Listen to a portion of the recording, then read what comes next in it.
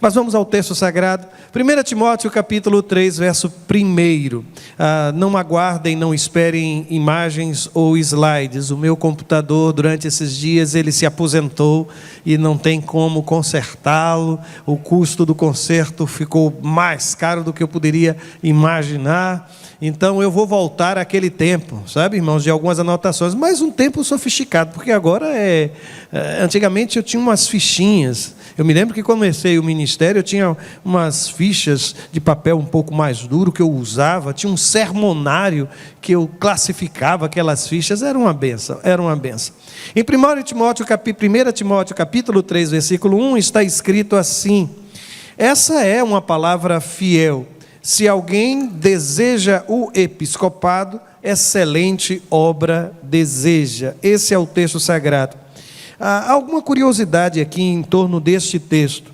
Quando ele começa dizendo, esta é uma palavra fiel. Essa forma de apresentar a declaração, ela se repete pelo menos 2 vezes ainda nesta epístola. No capítulo 1, versículo 15, quando o apóstolo fala que Jesus veio para trazer salvação e que ele era de todos o pecador mais miserável. Depois ele usa essa mesma expressão, esta é uma palavra fiel, lá no capítulo de número 4, no versículo de número 9. Quando ele está falando dos homens dos últimos dias, da corrupção geral, e ele se vira para Timóteo e admoesta, desafia o homem de Deus a permanecer fiel e íntegro. E quando diz isso, ele usa essa expressão, palavra fiel, esta é uma palavra fiel. A pergunta é como interpretar esse texto. É certo que alguns, e sinceramente eu não faço coro com esses, leem esse texto e imaginam que estão diante de um provérbio coloquial, conhecido da parte de todos, que seria aquilo que aparece depois, que quem deseja o episcopado, e aqui uma expressão curiosa, bispo significa superintendente, significa administrador. E que, quem sabe, segundo este era uma expressão comum, usada naquela época. Eu não consigo enxergar assim. Existem 2 possibilidades para mim, bem mais interessantes. A primeira delas é que, quem sabe, Paulo está, de alguma forma, valorizando ou resgatando o valor daqueles ministérios que não acontecem debaixo de holofotes. Aqueles que ficam por trás das cortinas, sabe, aquela gente que Deus usa dentro do ministério, mas que não ocupam uma função de grande visibilidade. A figura do administrador aqui. E é curioso isso, irmãos, porque em 1 Coríntios capítulo 12, versículo 28, Paulo faz praticamente uma espécie de resumo dos dons espirituais. E ele diz assim, vejam só, e a uns pôs Deus na igreja, primeiramente apóstolos, em segundo lugar profetas, em terceiro doutores, depois milagres, depois dons de curar, socorros, aí vem a palavra administrador, governos e finalmente variedade de línguas. Sempre que você vê uma relação de nomes, pessoas ou situações, a ordem em que estas palavras são apresentadas significa sim um ordenamento de valor.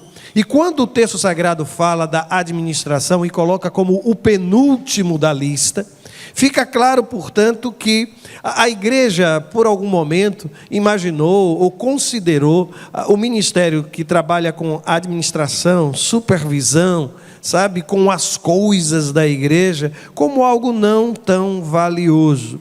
Eu sei, irmãos, que a gente olha, por exemplo, para a ceia que o Senhor celebrou lá no cenáculo, e às vezes se esquece que aquela ceia foi preparada por 2 outros discípulos, apóstolos, que foram àquele lugar e prepararam tudo para que a ceia acontecesse. Normalmente a gente não fala sobre esse tipo de ministério. Eu sei que às vezes nós pensamos em Moisés orando e o povo de Deus lutando e vencendo a batalha, e se esquecem daqueles que estavam segurando as mãos de Moisés como aqueles que participaram de uma vitória tão decisiva. A gente lembra de Jeremias, mas às vezes esquece de Baruque. A gente lembra de Moisés e às vezes esquece de Arão. O texto talvez esteja aqui resgatando aqueles ministérios da simplicidade, Aqueles que não ocupam o espaço, que não vêm à frente, que não usam o microfone, mas que estão atuando de uma maneira poderosa no meio do povo de Deus.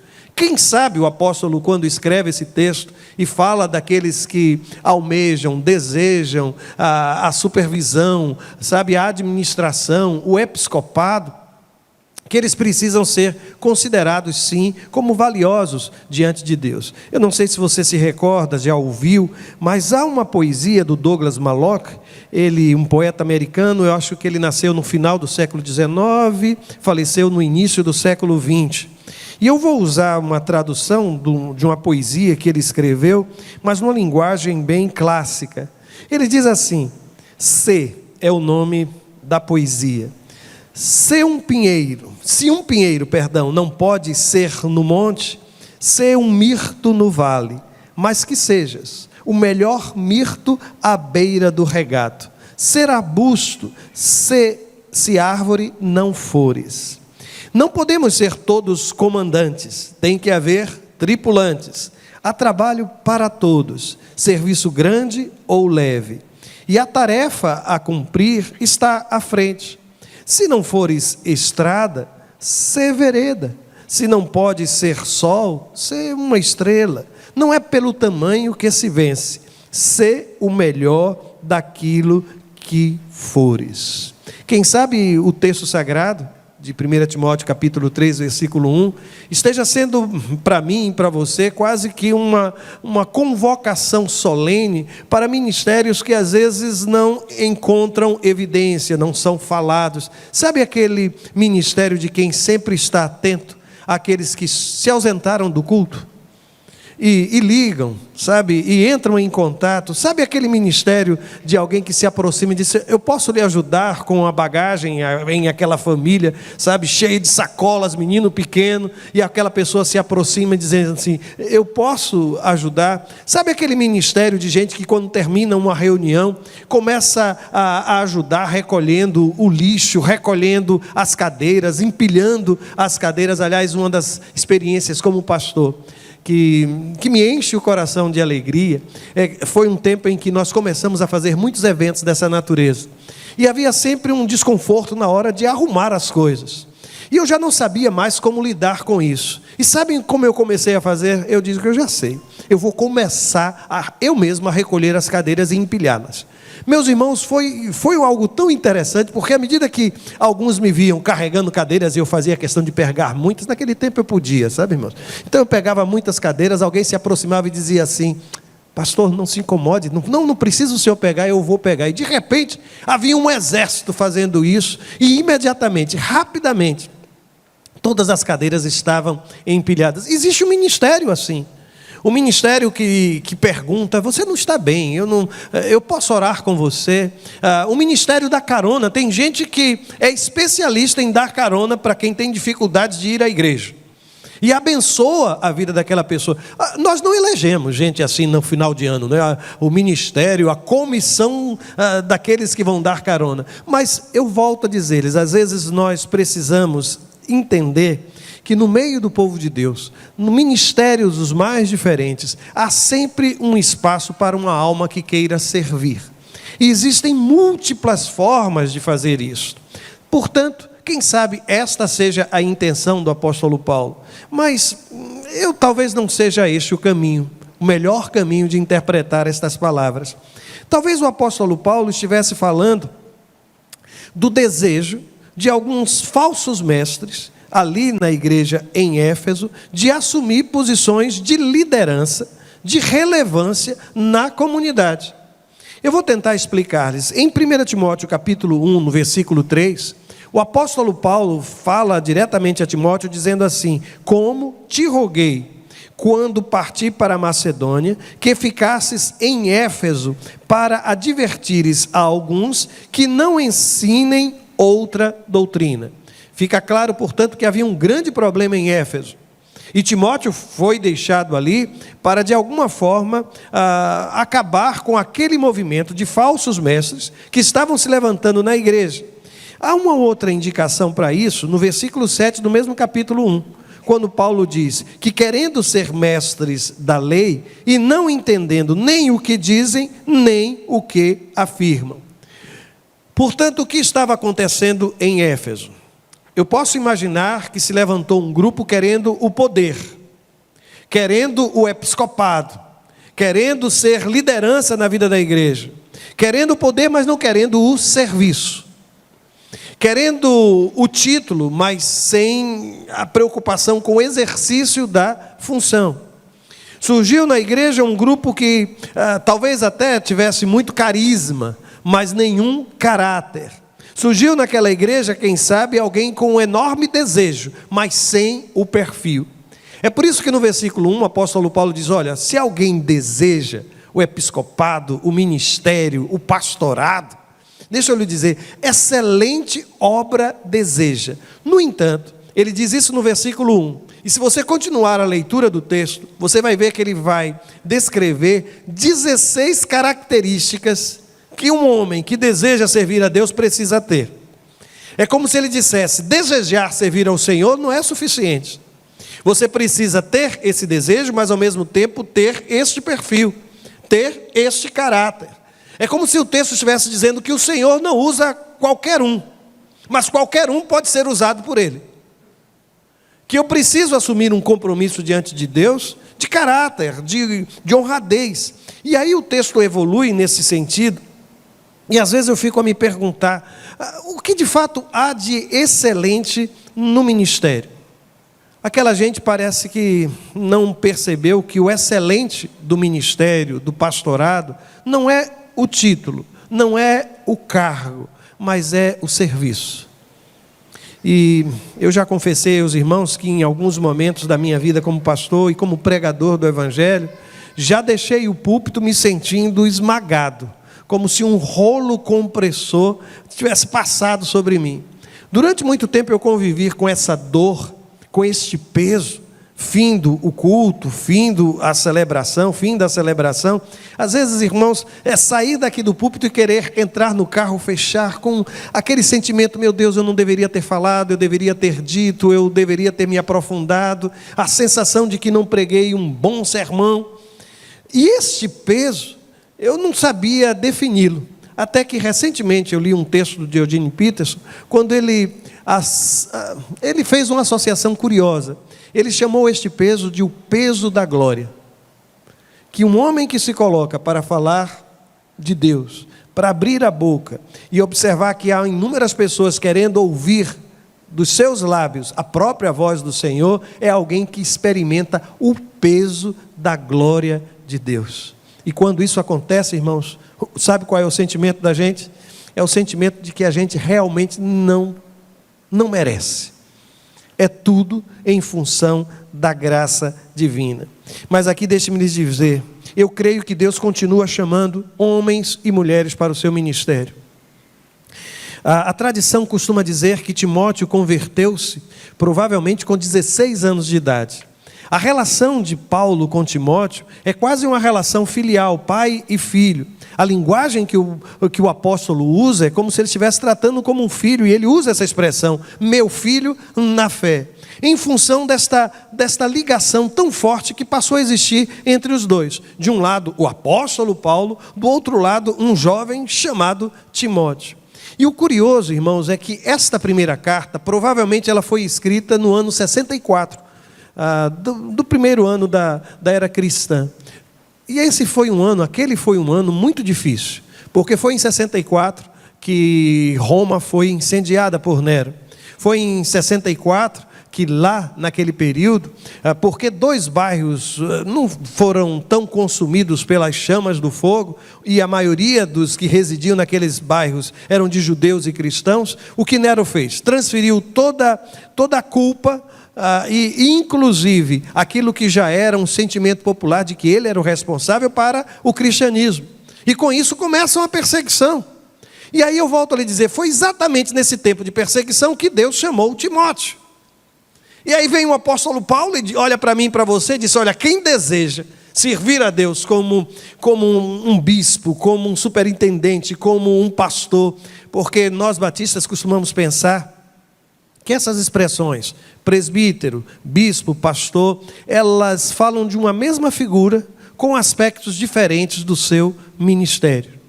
Então, o que acontece no texto, irmãos, é que eu vejo um jovem que ainda não tem experiência em liderança de grupo, mas que está sendo acompanhado pelo apóstolo Paulo com um enorme desafio. Éfeso, uma grande cidade, uma igreja forte, com muita liderança, com muitas pessoas, inclusive bem mais velhas que ele, mas que o apóstolo olha para ele e diz: olha, é você quem Deus está separando para cuidar daquela gente, e cuidar inclusive com zelo, em função de que alguns mestres estão se levantando, mestres que estão ensinando verdades que nunca foram compartilhadas pelo Senhor.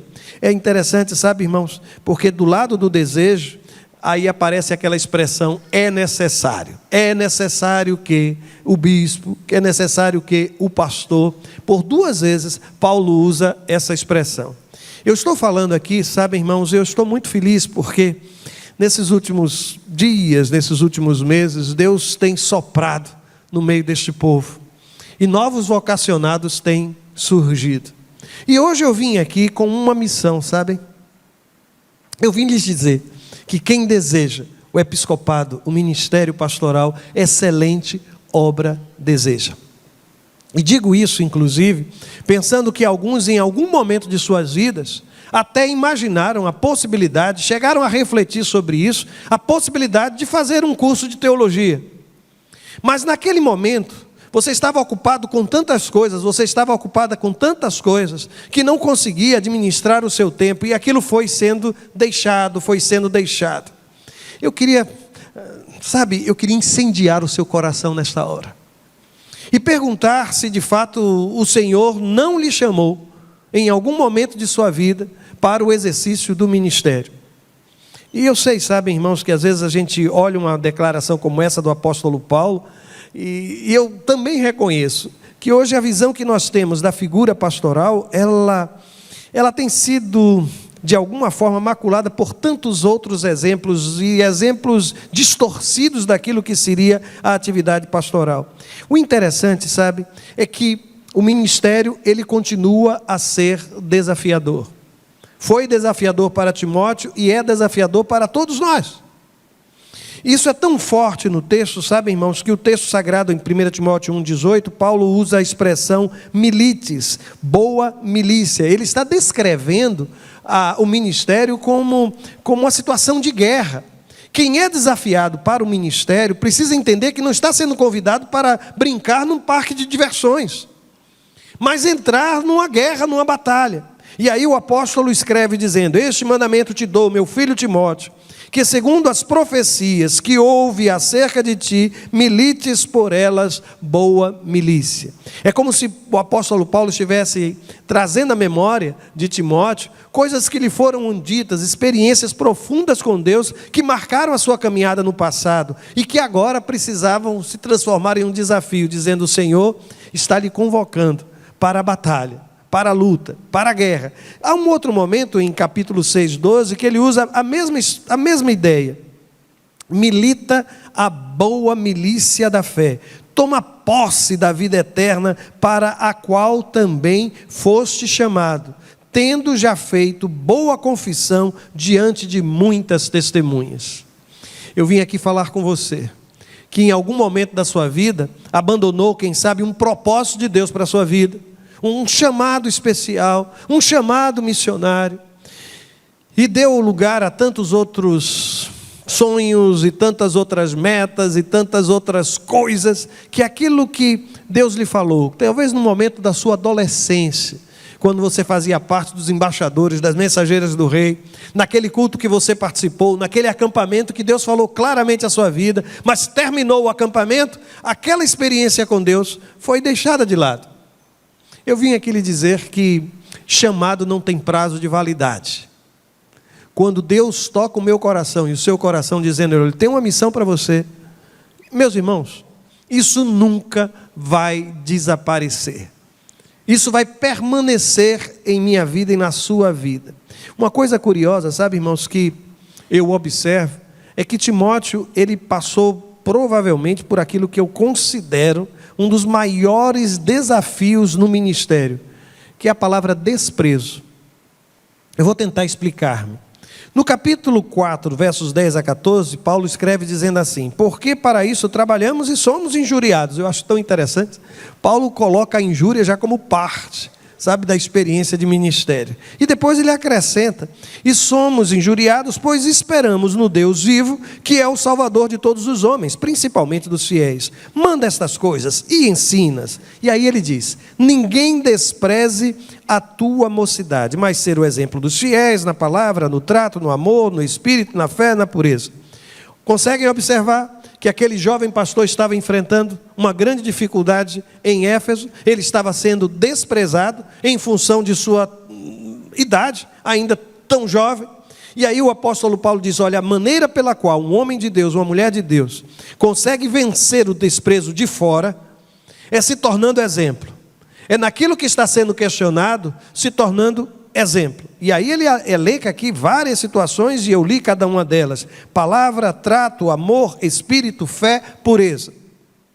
Mas há um problema, sabe, irmãos? Que às vezes o desprezo é de fora, mas algumas vezes o desprezo é de dentro. Porque continuando no mesmo capítulo, versículo 14, ele diz assim: não desprezes o dom que há em ti, o qual te foi dado por profecia, com a imposição das mãos do presbitério. Chegou um momento que o apóstolo Paulo começou a perceber que aquele desprezo de fora agora estava se tornando desprezo de dentro. Tanto que eu ouvi falar que eu não era, que eu não podia, que eu não sabia, que eu não tinha condições, que eu passei a acreditar nisso. Que eu passei a construir uma visão tão limitada de mim mesmo, que quando eu olho para o desafio do ministério, eu fico me perguntando: olha, isso está muito longe de mim. Nenhum de nós, dos 7 pastores aqui, foi chamado depois de ter alcançado a capacitação que o Senhor tem à disposição de cada um dos seus filhos e filhas. Ninguém inicia o ministério sabendo todas as coisas. Aliás, eu preciso até corrigir o que disse, porque quando eu era seminarista eu sabia tudo, irmãos. Mas depois que comecei o ministério, eu descobri que eu não sabia absolutamente nada. Eu ia para os cultos e ouvia os pregadores, os pastores, e ainda como seminarista eu analisava, sabe, a homilética, o conteúdo, a forma, a apresentação, a linguagem, o tom de voz. Eu era quase um Spurgeon, sabe, irmãos? Sempre que visitava uma comunidade, uma igreja, analisava o ministério de alguém, ia naquele trabalho, naquela congregação, e em 5 minutos eu fazia um diagnóstico e já tinha todas as soluções para o crescimento daquele trabalho. Mas a partir do momento em que a gente assume o outro lado da mesa, a gente passa por uma outra percepção da vida, a gente descobre que tudo vem da parte da graça de Deus. Aliás, quem diz isso é o próprio apóstolo Paulo. Sabem por quê? Porque ele chega a dizer acerca dele mesmo que ele... Lembra-se da experiência do capítulo 1, versículo 15, que ele era o mais iníquo, o mais perdido dos pecadores, e que Deus, pela sua graça, fez ele se tornar aquilo que de fato ele era. Por isso eu quero falar com você, que sempre que ouve, sabe, vocação, chamado, olha para si mesmo e tem desprezado o dom que Deus tem lhe dado. A possibilidade de realizar aquilo que Deus tem colocado no seu coração. Eu quero lhe dizer a semelhança do que disse o apóstolo Paulo: não despreze o dom que há em ti. E uma coisa curiosa, a palavra dom é presente. Ninguém pode se envaidecer por um dom, um presente que recebeu da parte de Deus. Eu hoje vim aqui, irmãos, com um propósito no meu coração. Sabe, trazer desconforto a quem hoje está vivendo uma situação confortável, porque o tempo passou. Meu tempo passou, pastor, não tenho mais como fazê-lo. Ou o meu tempo está começando, eu tenho muitos sonhos, e a última coisa que me passa pela cabeça é exercer o ministério pastoral. Eu preciso lhe dizer que quem almeja, sabe, exercer o ministério pastoral, precisa entender que isso é um lugar honrado. E quando eu falo em desejar, sabem a palavra que é usada aqui?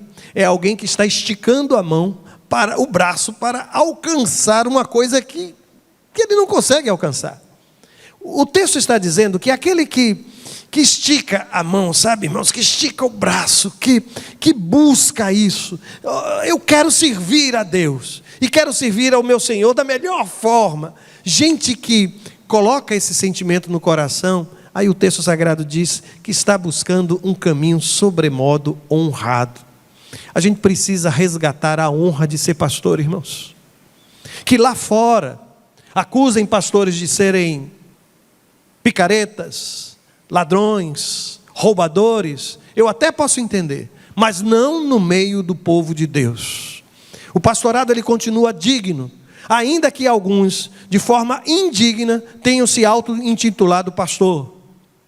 Pastorado é coisa séria, irmãos. É plano de Deus para a vida de qualquer um dos seus filhos. E Ele sabe quem Ele chama. E aqui eu volto a dizer-lhes, hoje, dia do pastor, eu vim com um propósito de lhe dizer que o Senhor pode sim estar lhe chamando, para que você se prepare para ministérios. E hoje o ministério de igreja ele é multifacetário. A nossa comunidade aqui tem vivido o que outras comunidades fora desse estado já têm experimentado, que é um corpo de pastores, que é um colegiado, com gente que Deus tem aquele perfil específico para lidar. E aqui eu faço referência a toda aquela poesia que nós vimos. E vejam, que os irmãos conseguem hoje enxergar que aquele que Deus separou para aquele ministério tem características específicas para aquilo. Tem um lugar no reino que é exatamente do seu jeito. Tem um lugar, um ministério nesta igreja, que só você, com essas características, com a sua história, com as suas experiências, com as suas dores, com as suas tristezas, com as suas mágoas, vai poder exercer.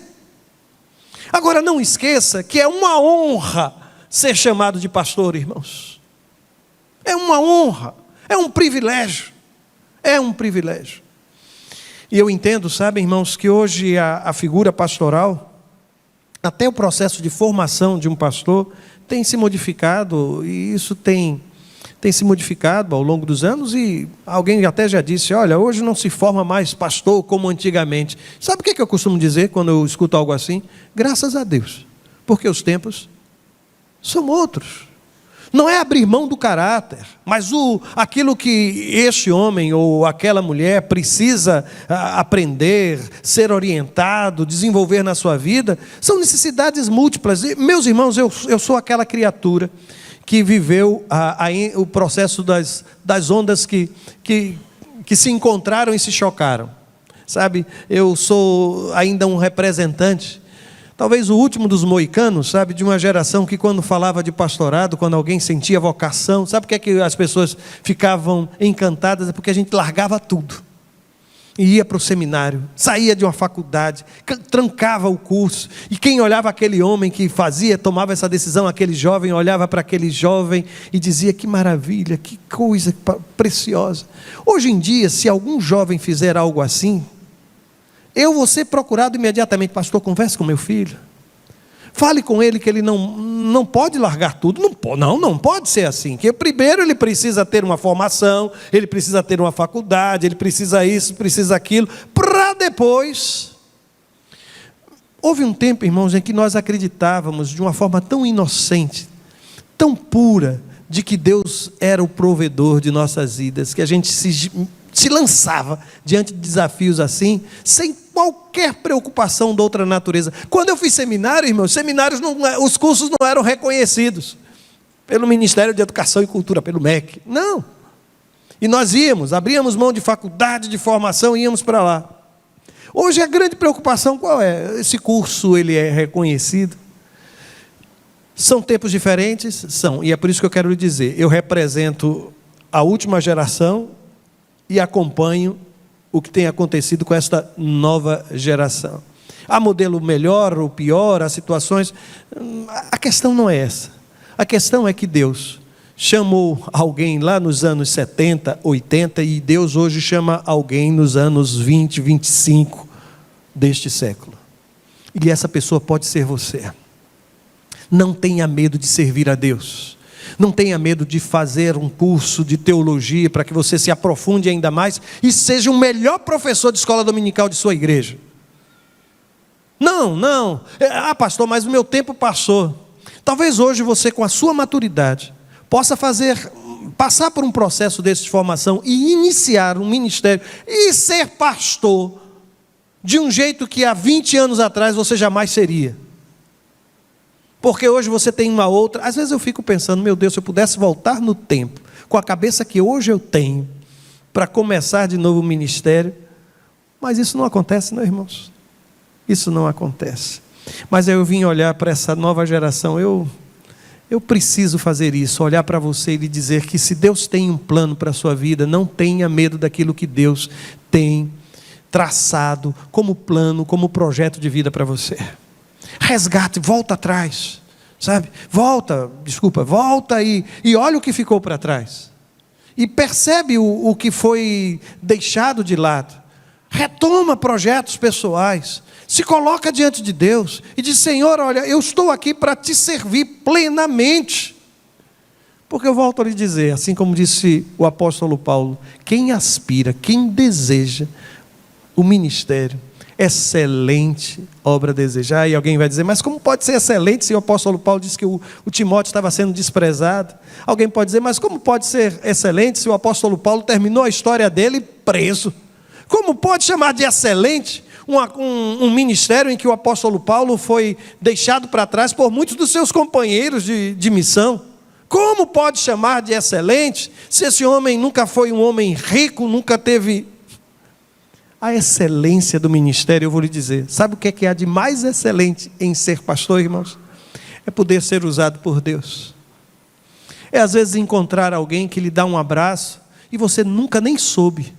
Ontem isso aconteceu, sabe, irmãos? Uma senhora estava aqui e ela levou para que eu abraçasse a sua filha especial, com 41 anos, se eu não me engano. E ela disse: pastor, o senhor não sabe o bem que Deus fez a minha vida através do senhor. Eu disse: eu não me recordo de ter conversado. Não, nós nunca conversamos. E aí ela continuou: eu sempre me preocupei com o futuro da minha filha. O que iria acontecer com ela quando eu viesse a morrer. Mas houve um dia que eu entrei aqui e o Senhor falou daquilo que Deus tinha colocado em seu coração, suas preocupações em relação a Davi. E o irmão não sabe o quanto eu fui curada com aquela palavra. Meus irmãos, isso é o que há de mais honrado no ministério. É você perceber que por uma palavra que você fez, um abraço, sabe, um acompanhamento, aquela família que estava fragmentada, dilacerada, voltou a celebrar a unidade e o amor. Aquela criatura que estava completamente perdida, aquela criatura que estava pensando em suicídio, chegou a atentar contra a própria vida, foi resgatada. Não há coisa melhor do que ser usado por Deus. E você pode ser usado por Deus, sabe, quando canta, quando abre uma porta, quando fica com as crianças, quando está aqui traduzindo para os sinais. Deus pode lhe usar de uma maneira tão maravilhosa. Deixa eu lhe dizer, não impeça a ação do Espírito Santo de Deus na sua vida. Não impeça. E se há alguém aqui que tem pensado em ministério pastoral, se há alguém aqui que tem pensado em começar uma nova fase na sua vida, tem considerado isso como uma possibilidade, eu quero lhe desafiar a dizer sim ao chamado de Deus. Talvez Deus queira tirar daqui gente para mandar para longe para pregar o Evangelho. Talvez Deus esteja formando gente para abençoar pessoas que estão aqui ao nosso redor. Talvez você não saiba, mas toda a sua formação até aqui não tem outro propósito a não ser o reino. E é isso que eu preciso entender. Que quando eu atendo, que quando eu advogo, que quando eu conto histórias, que quando eu administro, que quando eu preparo documentos, eu estou servindo a Deus. Eu estou servindo ao meu Senhor. Eu quero lhe desafiar nesta hora. Eu sei que a palavra que trouxe hoje, eu creio que ela está sendo dirigida a pessoas que estão aqui. E eu tenho aprendido que a palavra do Senhor, ela não volta vazia. Eu quero só que você permita que o Senhor fale ao seu coração E se de repente você tem vivido nessas últimas semanas, meses ou anos de sua vida uma luta enorme em relação à sua vocação, ao seu trabalho, em nome de Jesus, no lugar onde você está, eu lhe desafio a dizer sim. Diga sim a um chamado de Deus.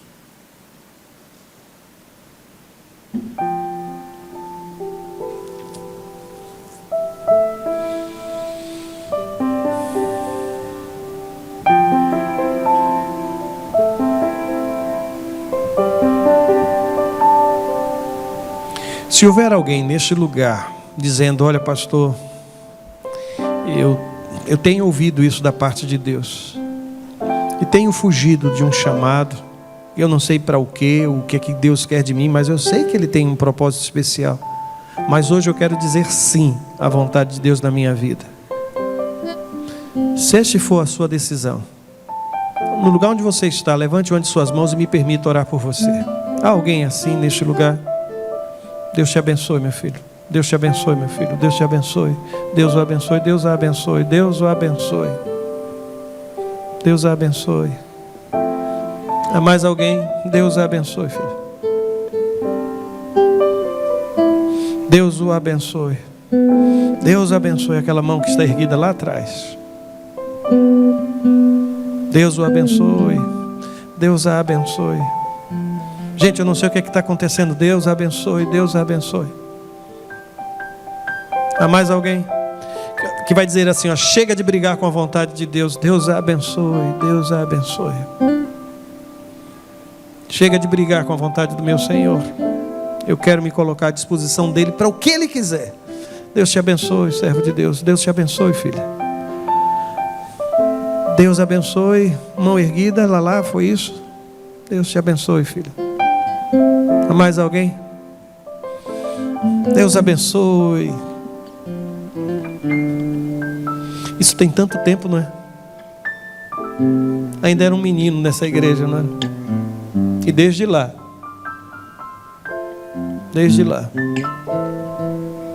há mais alguém?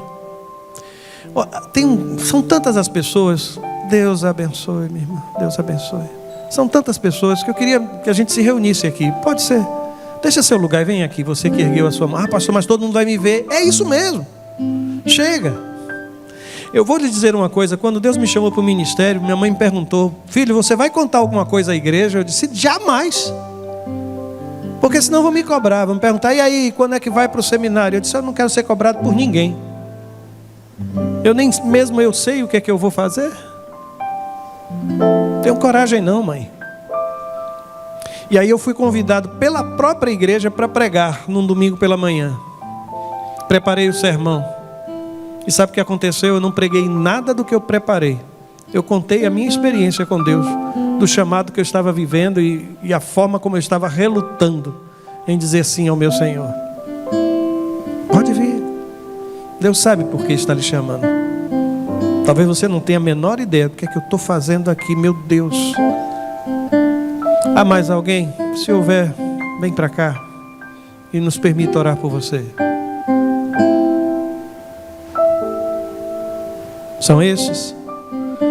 Eu vou pedir agora a você que está sentado que fique de pé e estenda suas mãos sobre estas vidas.